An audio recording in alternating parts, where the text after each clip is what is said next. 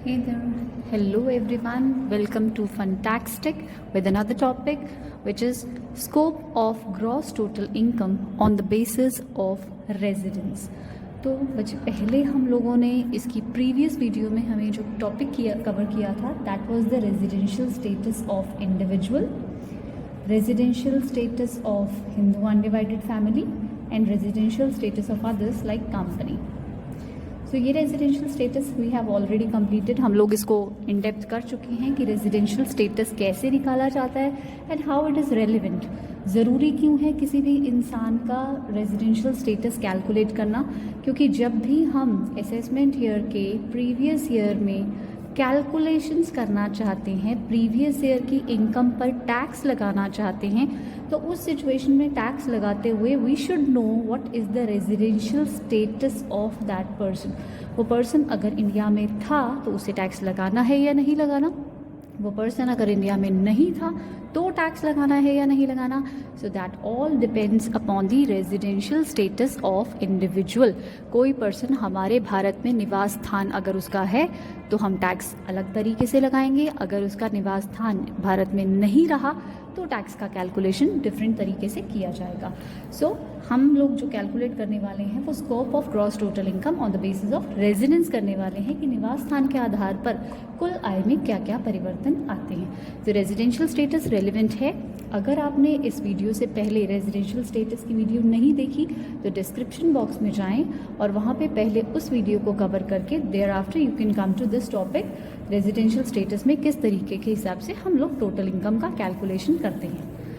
सो आज हम जो कर रहे हैं टॉपिक वो हम टोटल इनकम का कंप्यूटेशन कर रहे हैं कि टोटल इनकम को कंप्यूट किस तरीके से किया जाता है in case of ordinary resident, not ordinary resident and non resident.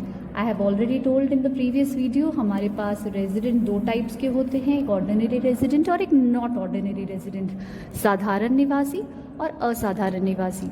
और साथ में ये जो नॉन रेजिडेंट है ये अनिवासी है, हमारी भारत में जिसका निवास स्थान नहीं रहा है वो पर्सन हमारी कंट्री के लिए नॉन रेजिडेंट होता है. सो कौन कौन सी इनकम्स पर टैक्स कैसे कैसे कैलकुलेट किया जाता है that we are going to learn today. So first let us have income received in India. ऐसी इनकम जिसकी प्राप्ति, ऐसी आय जिसकी प्राप्ति भारत में हुई है, उस आय की प्राप्ति को भारत में टैक्स लगाया जाएगा या नहीं लगाया जाएगा.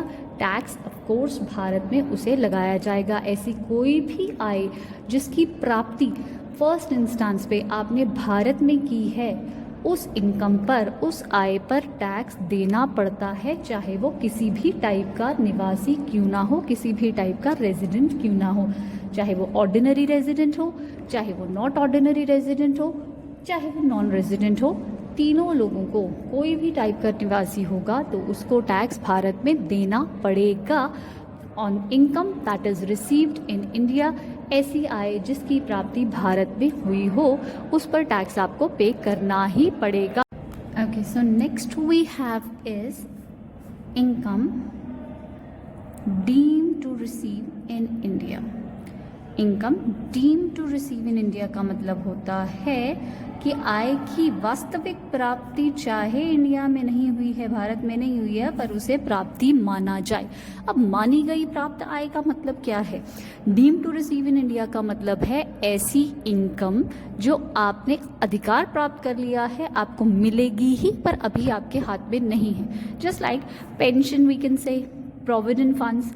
पेंशन्स और प्रोविडेंट फंड्स आपको मालूम है आपको फ्यूचर टाइम ड्यूरेशन में दिए जाते हैं, प्रेजेंटली नहीं दिए जाते, but once it is credited to your account. एक बार एम्प्लॉयर ने आपके मान लीजिए प्रोविडेंट फंड में कुछ पैसा डाल दिया या पेंशन फंड में अगर कुछ पैसा डाल दिया गया है, उसकी प्राप्ति आपको भविष्य में होगी, पर अभी आपको वो अमाउंट मिला नहीं है, पर प्राप्त आपने कर लिया है. तो अगर आपने ऐसी कोई आय की प्राप्ति की है तो उसका टैक्स भारत में आपको देना पड़ेगा. Next we have is income accrued in India, यानी आय की उदय या आय की उत्पत्ति भारत में अगर हुई हो, ऐसी कोई भी अगर इनकम है जिसकी उत्पत्ति भारत में हो रही है, जहां उदय भारत में हो रहा है, you have right to receive that income. Income accrued in India मानी जाएगी, जिसका अधिकार आपको मिल चुका है इनकम को रिसीव करने का। रिसीव चाहे नहीं हुई है, बट आपको उस इनकम को रिसीव करने का अधिकार मिल चुका है। अब इसके एग्जाम्पल्स के थ्रू और बताएंगे डिटेल में इसे। Next we have is income deemed to accrue in India. Deemed to accrue in India का मतलब है आय की उत्पत्ति मानी गई। अगेन डीम्ड आ गया ना, तो आय की उत्पत्ति को भारत में माना गया है। अब सपोज कई बार ऐसी इनकम्स होती हैं, आपने किसी बिजनेस कनेक्शन से या किसी प्रॉपर्टी से, कोई असेट से ऐसी इनकम प्राप्त की है। वो प्रॉपर्टी या कोई असेट या कोई ऐसी कोई इंफॉर्मेशन जिसके कारण आपको इनकम मिल रही है, मतलब the source of income is in India. आप इंडिया से इनकम रिसीव, इंडिया में आपकी इनकम की उत्पत्ति हो रही है, आपका सोर्स ऑफ इनकम इंडिया में है। Suppose you have a house property, आपके पास एक मकान संपत्ति है जो भारत में है। भारत में मकान संपत्ति होने से आपको रेंटल इनकम मिल रही है सपोज, और वो रेंट आप प्राप्त कहाँ कर रहे हैं। हो सकता है कि आप किसी फॉरेन कंट्री में बैठकर उसको रिसीव कर रहे हैं उस रेंट को।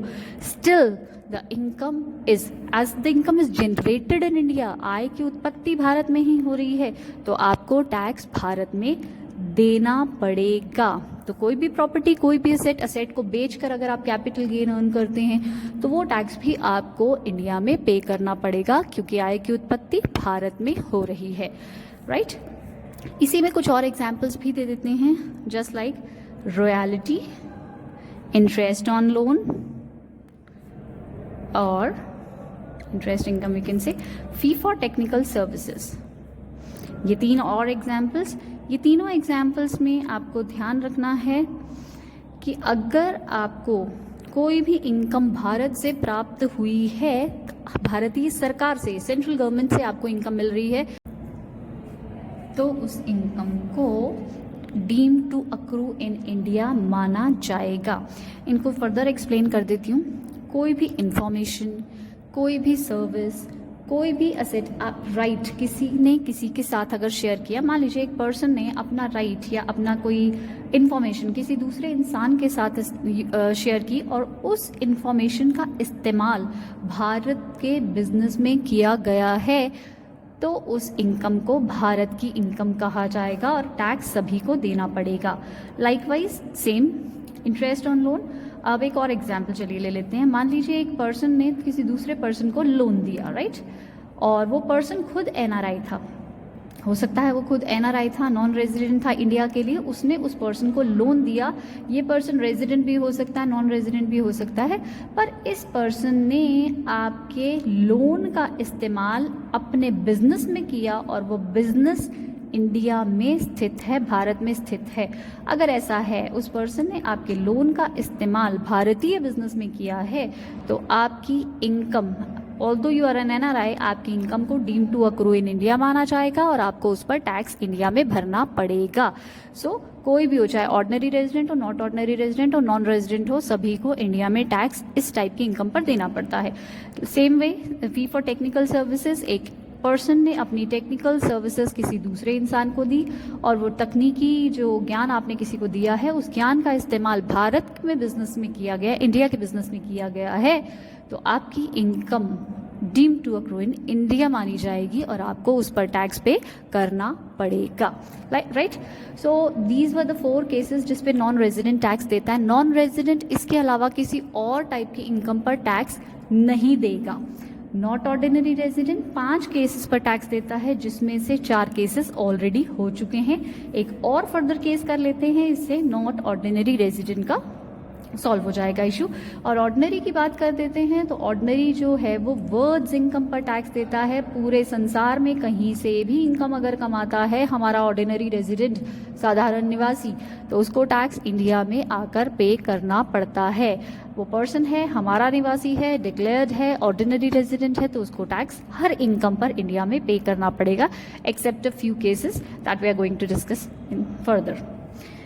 Details, right. So not ordinary resident का income from business which is controlled from India. Income from business controlled from India. ऐसा बिजनेस जिसका control, head and seat you can say, वो भारत में है. अगर बिजनेस इंडिया से control हो रहा है तो ऑर्डिनरी तो टैक्स देगा ही देगा. As I have said, words income पर टैक्स देता है, नॉट ऑर्डिनरी भी उस पर टैक्स देता है, बट नॉन रेजिडेंट अब टैक्स नहीं देगा. वो सिर्फ 4 केसेस पर टैक्स देता है, और वो 4 केसेस कौन कौन से हैं? इनकम या तो इंडिया में रिसीव हुई हो, या deem to receive in India हो, या फिर अक्रूड इन इंडिया हो, या deem to accrue in India हो. इन केसेस पे वो टैक्स देता है, and he has already completed all his formalities. तो 5 केसेस अब नॉट ऑर्डिनरी रेजिडेंट के भी हो गए, नॉन रेजिडेंट भी डन है. वर्ड्स इनकम पर टैक्स जो ऑर्डिनरी देने वाला है उसके फर्दर केसेस कर लेते हैं. अब ये सभी केसेस पर टैक्स देता है, बट कुछ चीज़ें आई टोल्ड यू एक्सेप्शन है, जस्ट लाइक एग्रीकल्चरल इनकम. अब एग्रीकल्चरल इनकम किस तरीके से डील की जाती है? अगर आप कृषि से आय कमा रहे हैं, और कृषि कहाँ है? अगर आउटसाइड इंडिया आप कृषि कर रहे हैं, कृषि की आय कमा रहे हैं, एग्रीकल्चर इनकम कमा रहे हैं outside India, even outside India है, तो भी जो भी आय की प्राप्ति हमारे ऑर्डिनरी रेजिडेंट को ऐसी कृषि आय से हो रही है, उसको टैक्स इंडिया में पे करना पड़ेगा. आई टोल्ड यू ना, वो वर्ड्स इनकम पर टैक्स देता है. बाकी के नॉट ऑर्डिनरी और नॉन रेजिडेंट इस पर टैक्स नहीं देंगे. लेकिन अगर ये कृषि की आय यानी एग्रीकल्चरल इनकम इन इंडिया हुई तो टैक्स इसे भी नहीं देना होता. This is exempt for everyone. India में कृषि आय कोई भी अगर पर्सन कमा रहा है, चाहे वो ऑर्डिनरी है या नॉट ऑर्डिनरी है या नॉन रेजिडेंट है, किसी को भी इंडिया में टैक्स पे करने की ज़रूरत नहीं है. नेक्स्ट लास्ट पॉइंट आपका है पास्ट अनटैक्स्ड प्रॉफिट्स. कुछ अरियर्स ऑफ इनकम, कुछ पुराने प्रॉफिट्स, कुछ पुराने अनटैक्स्ड प्रॉफिट्स अगर रह गए हैं तो उनको टैक्स कोई भी नहीं देता है. ना ऑर्डिनरी, ना नॉट ऑर्डिनरी, और ना ही नॉन रेजिडेंट, कोई भी ऐसी इनकम पर टैक्स नहीं देता है. जितनी भी इनकम आपको इसमें दी हुई है, आप इसको फिल करते हैं. आई हैव मार्क्ड अ टिक. आपको अमाउंट दिया हुआ है तो आप वो अमाउंट एंटर करेंगे, और उसके बाद आप इसको सॉल्व करेंगे. उसके बाद टोटल किया जाएगा, और जो भी टोटल निकलता है इस सब अमाउंट्स का, वो उनकी ग्रॉस टोटल इनकम कही जाएगी. On the basis of residence we have segregated, हमने इसको सेपरेट कर दिया कि कौन किस इनकम पर टैक्स देगा. We are going to do certain examples. आप ये रिवाइज कीजिए, उसके बाद हम एग्जाम्पल्स करते हैं इसी की, है ना. तो चलिए एग्जाम्पल्स करते हैं.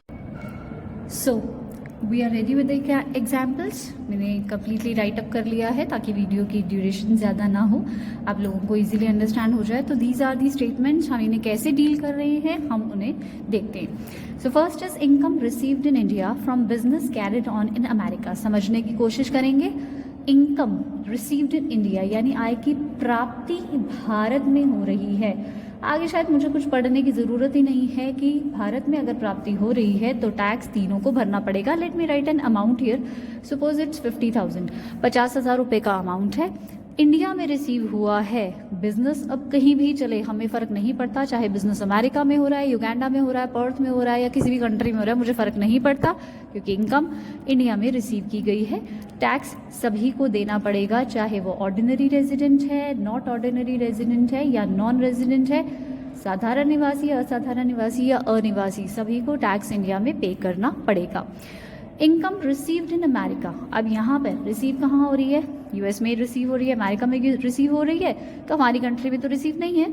From business carried on in India, पर बिजनेस भारत में चल रहा है. क्योंकि बिजनेस भारत में चल रहा है तो आय की उत्पत्ति का स्रोत भारत में है. तो भारत में अगर इनकम का उदय हो रहा है, इनकम अक्रू हो रही है, आपकी इनकम का source of income, generation of income India में है अगर, तो आपको टैक्स पे करना पड़ेगा. Suppose it's also 50,000. So let me right here, सबको टैक्स पे करना पड़ेगा, चाहे वो ऑर्डिनरी रेजिडेंट हो, नॉट ऑर्डिनरी रेजिडेंट हो, या नॉन रेजिडेंट हो, सबको इंडिया में टैक्स पे करना पड़ेगा. Next we have is income received in America from business in America. अब देखिए, इनकम भी रिसीव भी अमेरिका में हो रही है, बिजनेस भी अमेरिका में है, but later remitted to India, बाद में उसे इंडिया दे दिया गया. सो अभी अमेरिका में है, बिजनेस भी अमेरिका में, इंडिया से तो कोई इसका लेना देना नहीं है. लेकिन इंडिया में क्योंकि अमाउंट भिजवाया गया है तो टैक्स सिर्फ और सिर्फ ऑर्डिनरी रेजिडेंट को देना पड़ेगा। इंडिया से कोई लिंक ना होने की वजह से नॉट ऑर्डिनरी और नॉन रेजिडेंट उस पर टैक्स नहीं देते।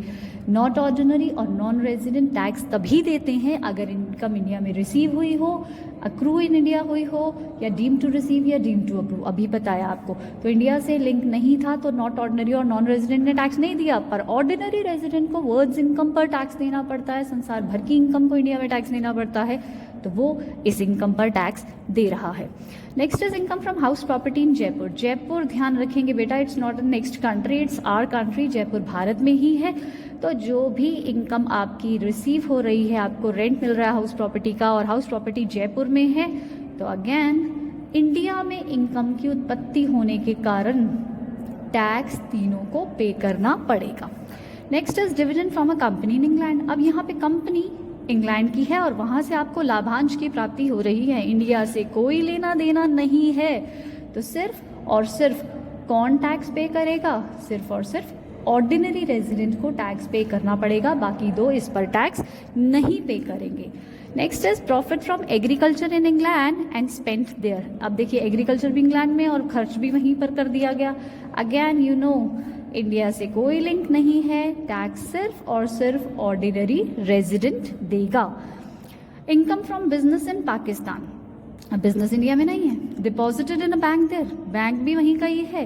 बिजनेस कंट्रोल्ड फ्रॉम इंडिया, पर ये बिजनेस इंडिया से कंट्रोल हो रहा है, तो हमने किया था ना, अगर इंडिया से बिजनेस कंट्रोल हो तो नॉट ऑर्डिनरी रेजिडेंट का इसके साथ एक नाता बन जाता है। बिजनेस कंट्रोल अगर इंडिया में होता है तो ऑर्डिनरी रेजिडेंट के साथ साथ नॉट ऑर्डिनरी रेजिडेंट भी उस अमाउंट पर टैक्स पे करता है, पर नॉन रेजिडेंट का कोई लेना देना नहीं है इंडिया से, तो वो टैक्स नहीं पे कर रहा।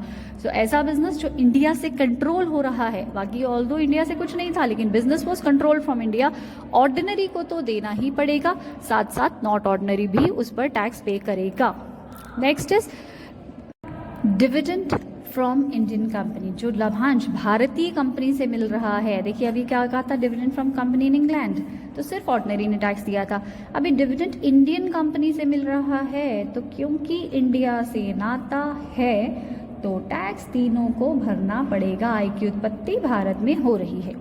Next is income from agriculture इन पंजाब। अब एग्रीकल्चर पंजाब में है, पंजाब इंडिया में है ना, तो एग्रीकल्चर अगर पंजाब में है तो टैक्स आपको भरना है या नहीं है? इंडिया में एग्रीकल्चर अगर हो, so we know it is exempt for everyone, वो सबके लिए एग्जेम्प्ट होता है, टैक्स उस पर नहीं लगता। Let us do few more examples on it also.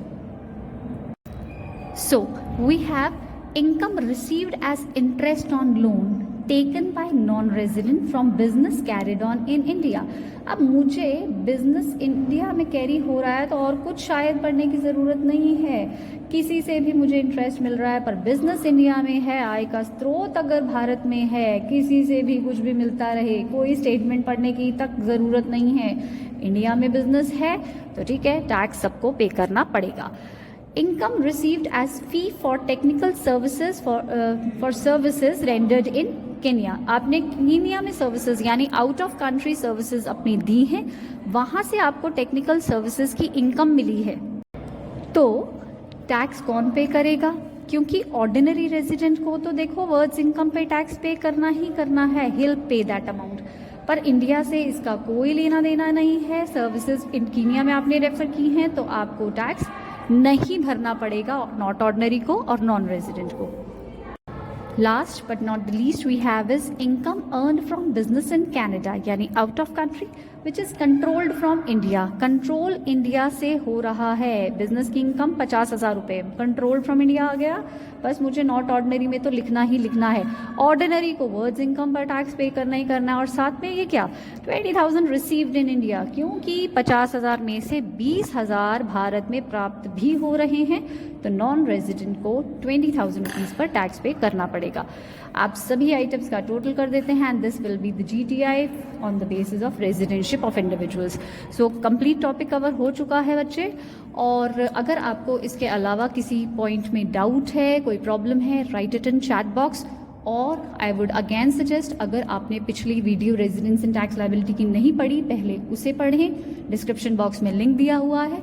और अगर फर्दर आपको कोई क्वेरीज हैं तो you can type it in chat box, I will definitely try to reply them. Thank you so much, thank you.